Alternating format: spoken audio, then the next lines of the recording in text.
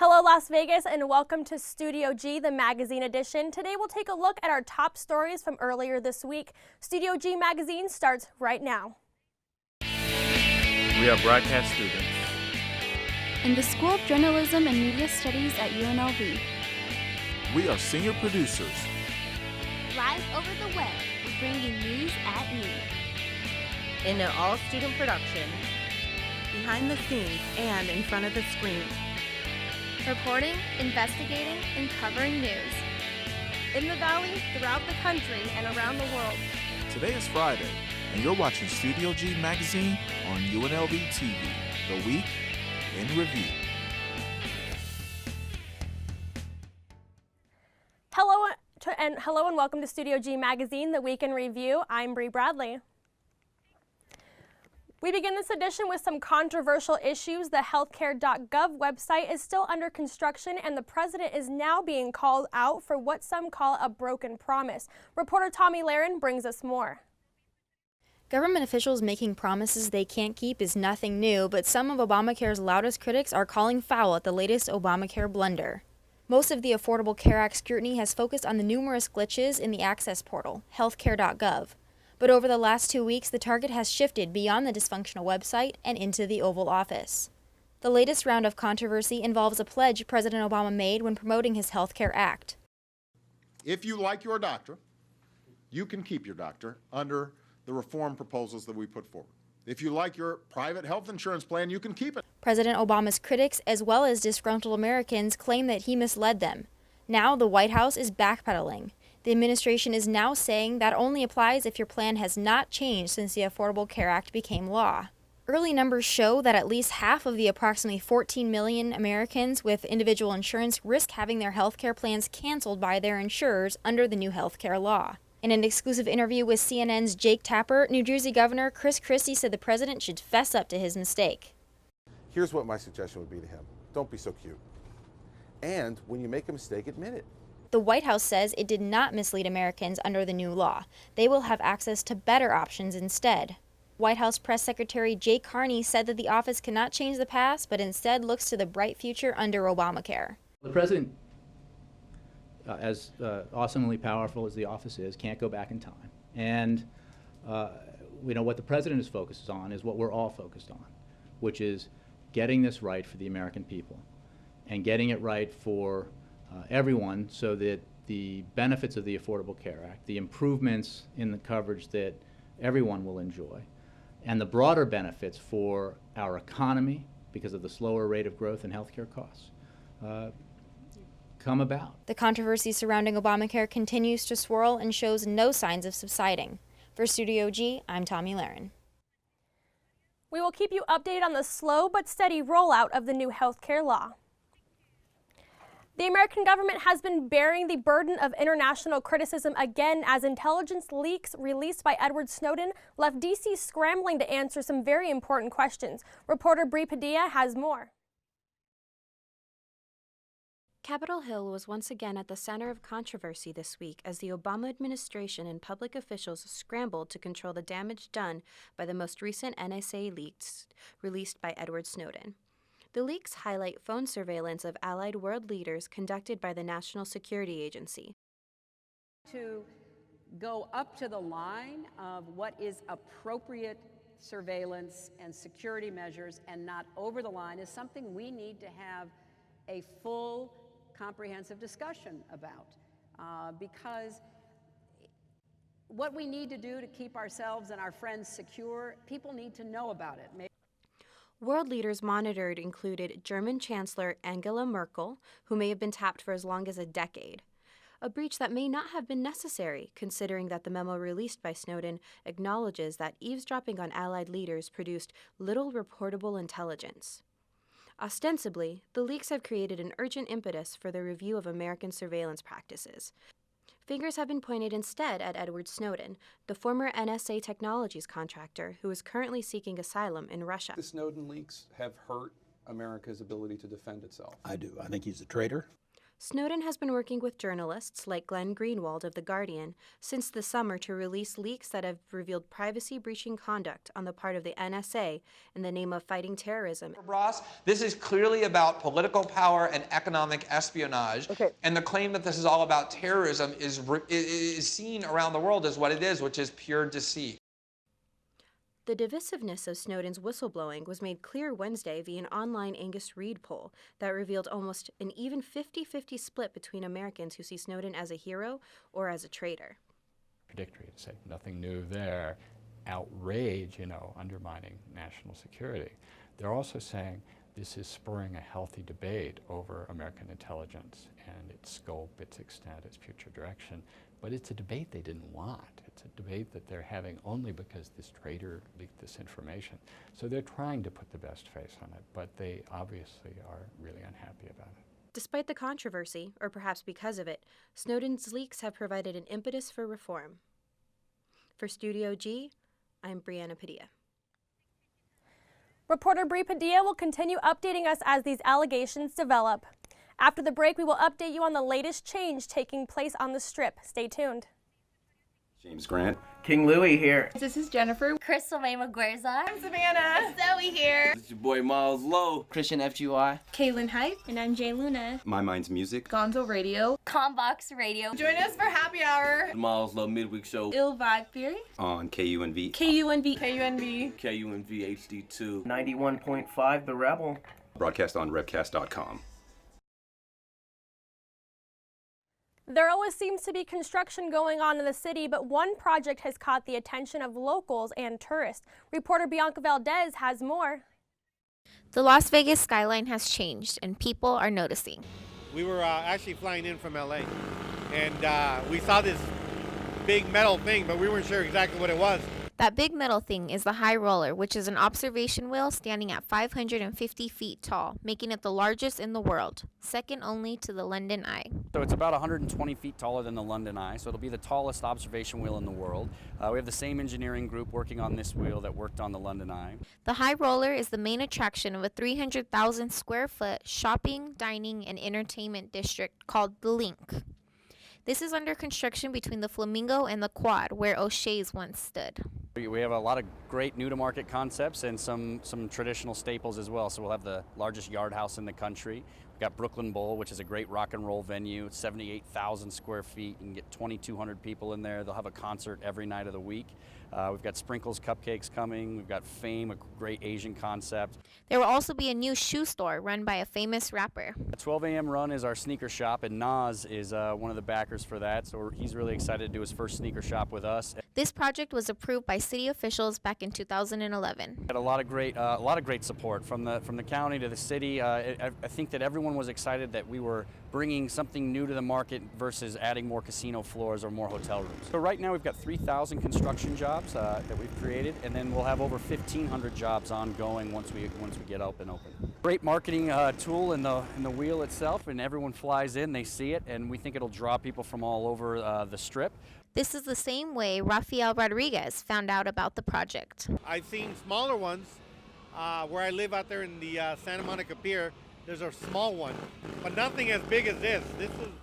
This is amazing. This is going to be huge. I think it's going to be a great thing here for the city. When the Link opens next year, it'll change the Las Vegas Strip economically and physically. It will change it into ginormous proportions. For Studio G, this is Bianca Valdez. The High Roller just added their first cabin to the observation wheel on Tuesday. It will have a total of 28 cabins to fit a maximum capacity of 1,120 passengers at a time.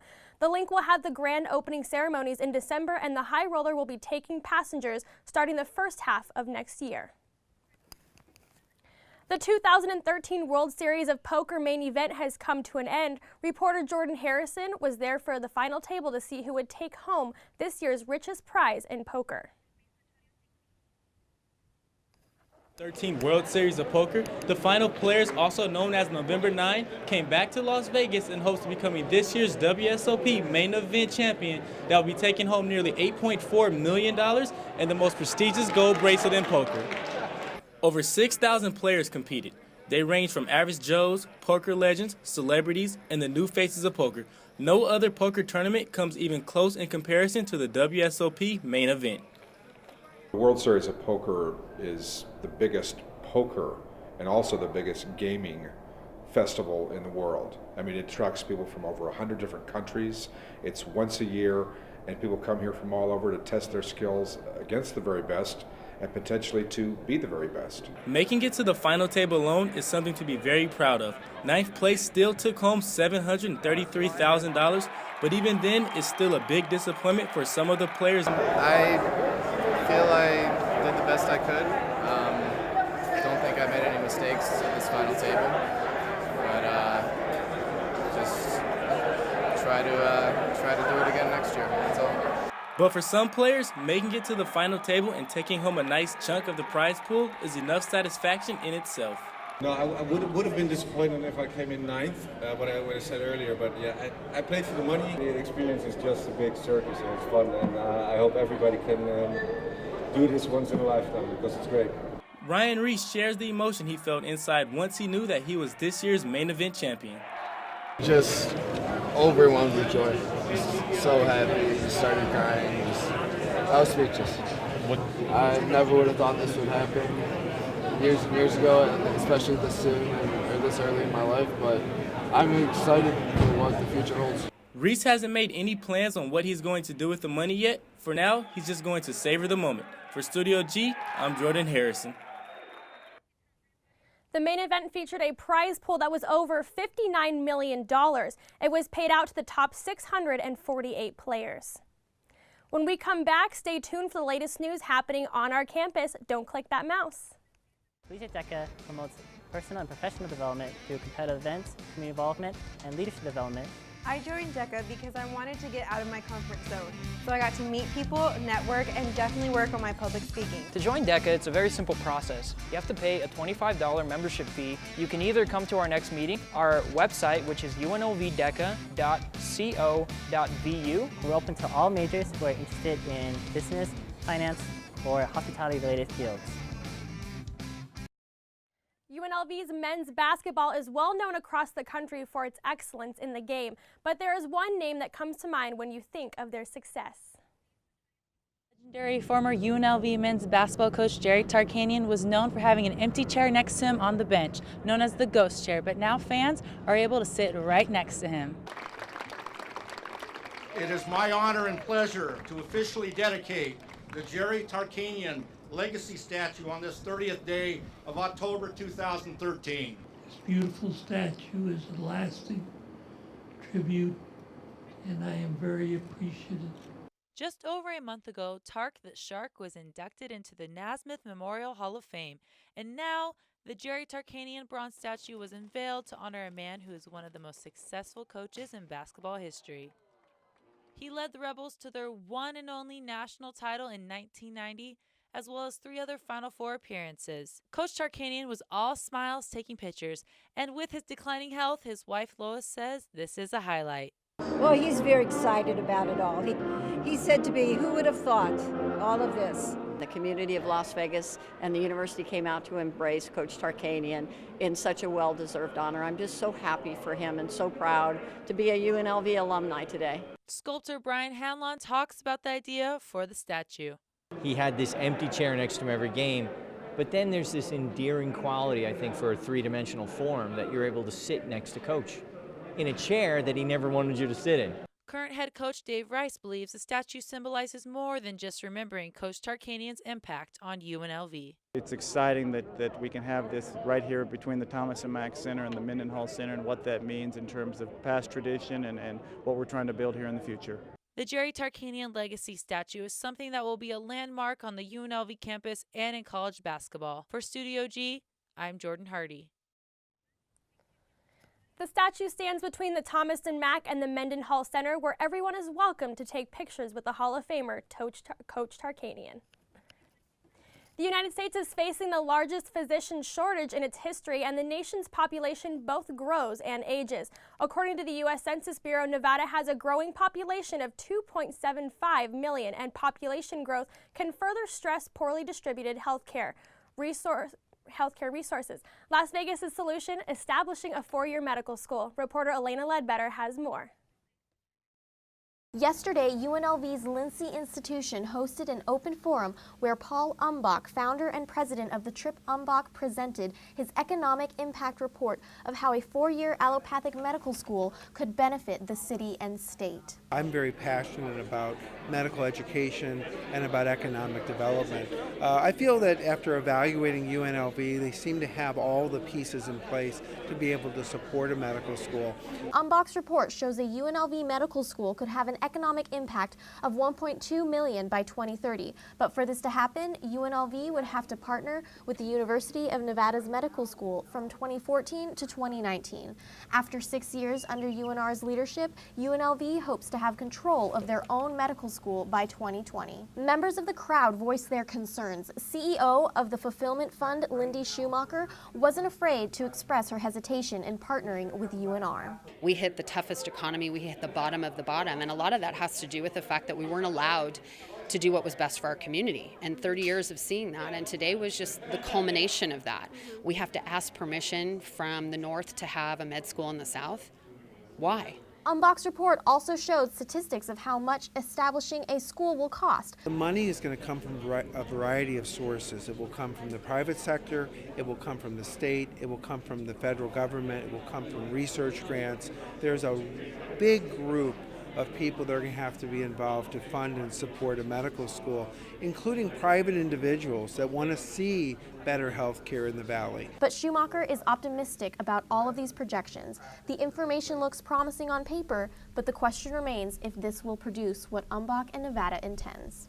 Most of the people who come here, they come here out of necessity, not choice, and you find that that's the kind of medicine that we've created. We don't attract the best and brightest, and I think that that's a very large problem, and partnering with UNR, do I think we're going to attract the best and brightest? That's to be seen. According to Umbach, by establishing a 4-year allopathic medical school in Las Vegas, the healthcare needs in southern Nevada will be met.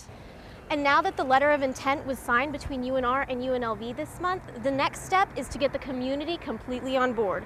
Will that happen as planned? Only time will tell. Reporting from UMC for Studio G, I'm Elena Ledbetter. For more information regarding the status of UNLV's medical school, you can check out UNLV's Lindsay Institute website at unlv.edu/Lindsay Institution. After the break, we'll give you a look on a class that's dedicated to help senior citizens. Stay with us. This is your house too. Located on the campus of UNLV on Brussels Street sits Housel House, the Center for Social Justice. A place where everyone can participate, explore cultural identity, share different experiences, and learn leadership skills. No judgments. You are accepted, you are important, and you are welcomed. Stand up, speak out, and change the world.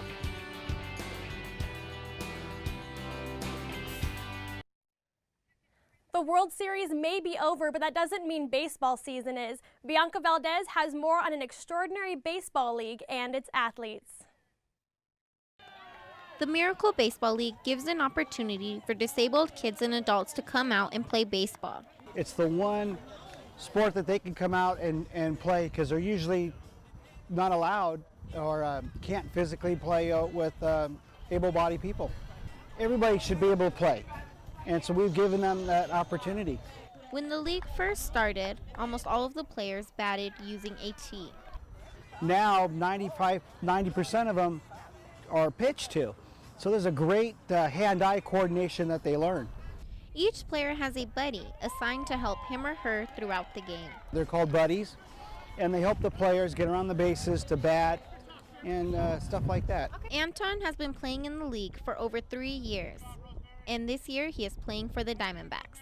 When we first got started, Anton he used to have a walker, and now he's independently walking.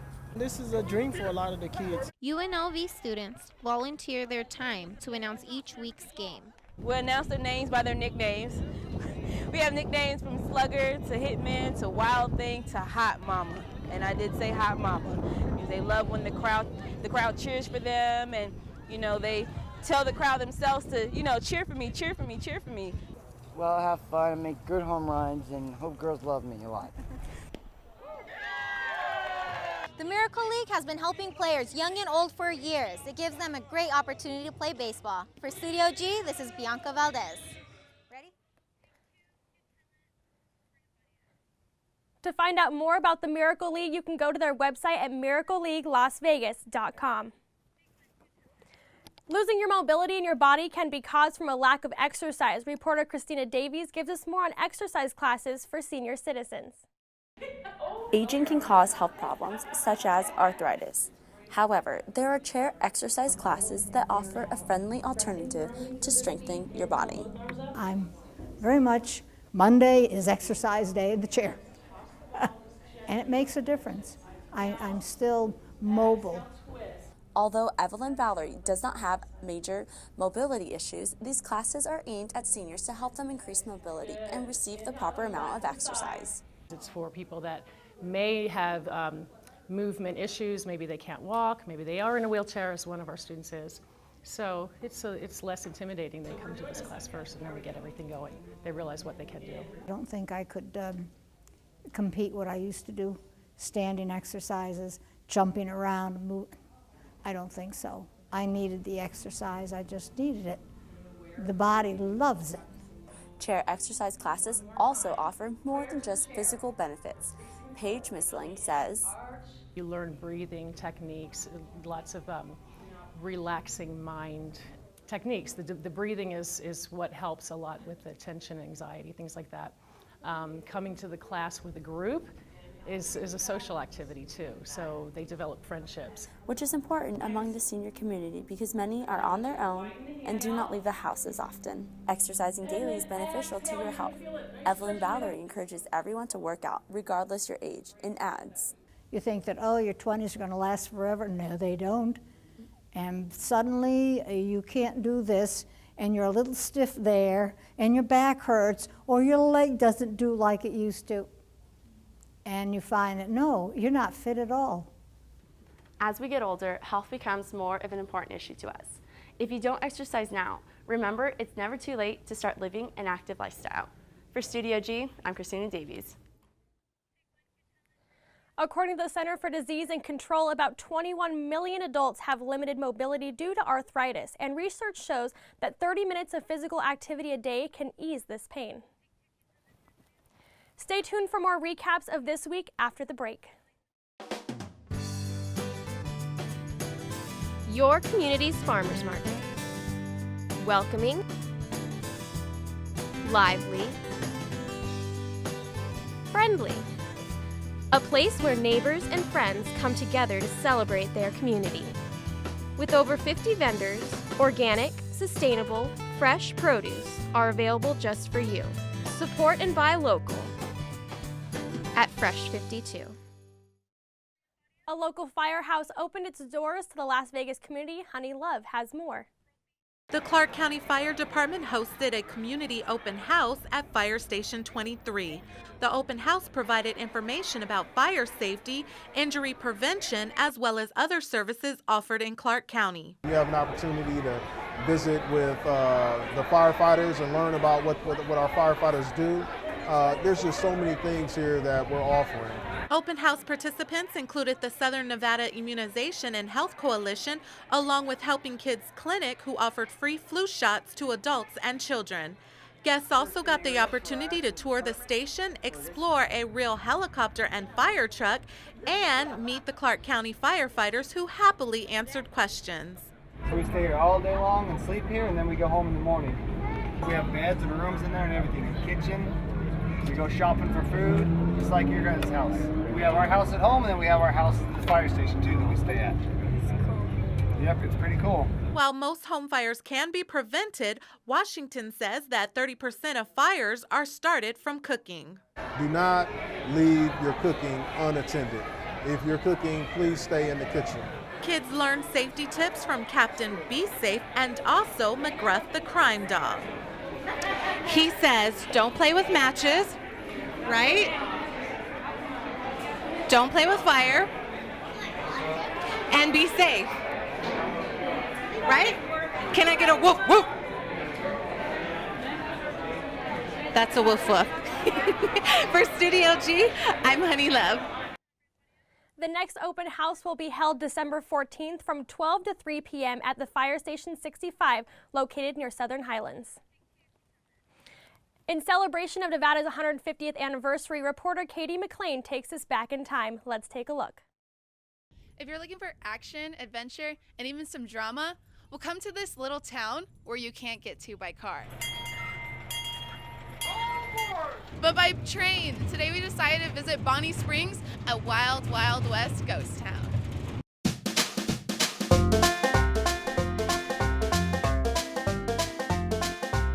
Bonnie Springs Ranch was first constructed in 1843 as a stopover for wagon trains going to California down the old Spanish Trail. In 1846, General Fremont, on his way to California, stopped at Bonnie Springs Ranch to gear up for his trip through Death Valley with the help of Kit Carson, an expert of the Western culture. This tag team pair became the first explorers to map out the southern Sierra Nevada. As soon as you walk in there with the buildings and the people and the reenactments and the antiques, that's nothing but history and knowledge, which we're losing today for our younger generation. Ever since 1952, it was Bonnie herself who helped preserve and protect this oasis in the desert, and especially when it comes to her wildlife friends. It's been so many years ago, and he dropped off the first one. Then I thought, well, the kids have no place to go. And I started getting all my stuff from licensors, because then they couldn't give me any trouble with having them. I've raised almost everything in here on a bottle. Just bringing the kids here. It's just a great educational thing, and as times change, people don't get so much exposure to animals like they did when I was young. Tourists today to the ranch can enjoy the zoo, the horse stables, or the many historic buildings and shows, making it a fun trip for the whole family. You gotta have places like this. You gotta have places where people can get out in nature and horseback ride. There's so many people that have never done that. Or pet a certain animal. I mean, that's what Miss Bonnie built this place for. It's for the kids and the public. And that's what I think has to be happening. More family activity. Spend a day at Bonnie Springs, you'll have a hootin' hollerin' time.